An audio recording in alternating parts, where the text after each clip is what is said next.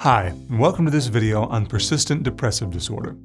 In this video, we'll take a look at the causes and symptoms of PDD, as well as what treatment options are currently available. Let's get started.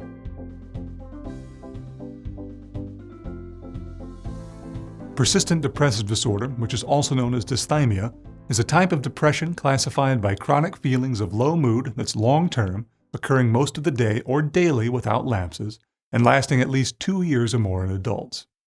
In children and adolescents, this classification of low mood lasts for a year and can include a more intense mood and increased irritability. PDD has sometimes been referred to as the precursor to major depression. The exact cause of PDD is unknown, but some theories include changes in neurotransmitters in the brain, heredity, traumatic or stressful life events, other mental health illnesses, and other chronic illnesses that cause biologic changes. People who suffer a traumatic life event, have personality traits such as low self-esteem or pessimism, or have a history of other mental health disorders are at risk for developing PDD.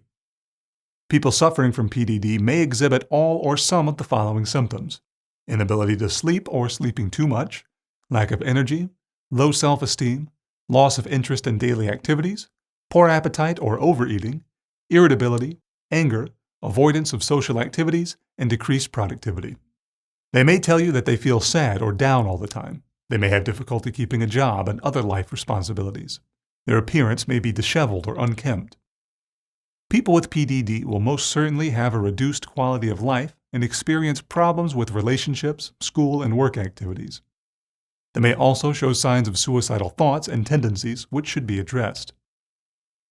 If you or someone you know has these symptoms and/or has expressed suicidal thoughts, medical attention should be sought out immediately. There are therapies that can help patients with PDD relieve symptoms and live a productive, fulfilling life.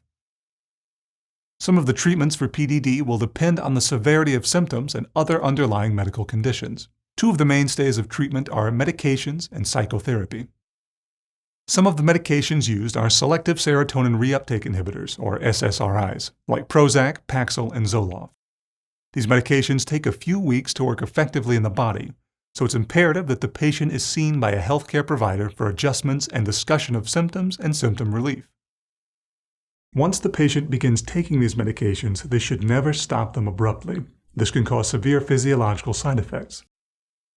If a patient starts to feel better and they have discussed a prior suicide thought or plan, they must be monitored closely, as they will now have the strength to carry it out. Some other drug classes that may be used to treat PDD are tricyclic antidepressants, TCAs, and serotonin norepinephrine reuptake inhibitors, SNRIs. Both TCAs and SNRIs increase levels of serotonin and norepinephrine in the brain, which carry messages between brain cells and contribute to well-being, good mood, appetite, alertness, focus, and memory retrieval. Examples of TCAs include amitriptyline, doxepin, and imipramine. Common SNRIs include Effexor and Cymbalta. Psychotherapy, or talk therapy, is helpful for discussing feelings and thoughts and learning effective coping mechanisms. Cognitive behavioral therapy, CBT, is a type of psychotherapy that helps change behaviors and moods by modifying thought patterns. CBT is a way of talking about how actions affect feelings and thoughts, and how the individual perceives themselves, others, and the world. The severity of symptoms will determine if these therapies should be administered in an outpatient setting or if a more therapeutically controlled environment would be helpful, such as an inpatient program. Family support is an important component in treatment for PDD. Family members are often the ones seeing the signs of depression in an individual and can be instrumental in helping them seek treatment and follow through with treatment. It's important to remember that depression has an effect on the family as well. Seeking support for those family and friends affected by their loved one's depression is also a factor to be considered. There are organizations and websites where family and friends can go for advice, referrals, and ways to cope with their loved one's diagnosis. Some other things patients can do in addition to seeking treatment include getting enough sleep, following a healthy diet, taking medications as ordered, trying to exercise regularly, and avoiding alcohol and illegal drugs. A patient might also be helped by moral support from family members, friends, or even therapists and nurses. There's no sure way to prevent PDD. It often begins early in children, teens, and young adults, so identifying children at risk of the condition may help get them early treatment. Some preventative factors to consider include taking steps to control stress, which helps build resilience and boost self-esteem, reaching out to family, friends, a coach, teacher, faith leader, or someone whom you trust, especially during times of crisis, and seeking treatment at the earliest signs of a problem.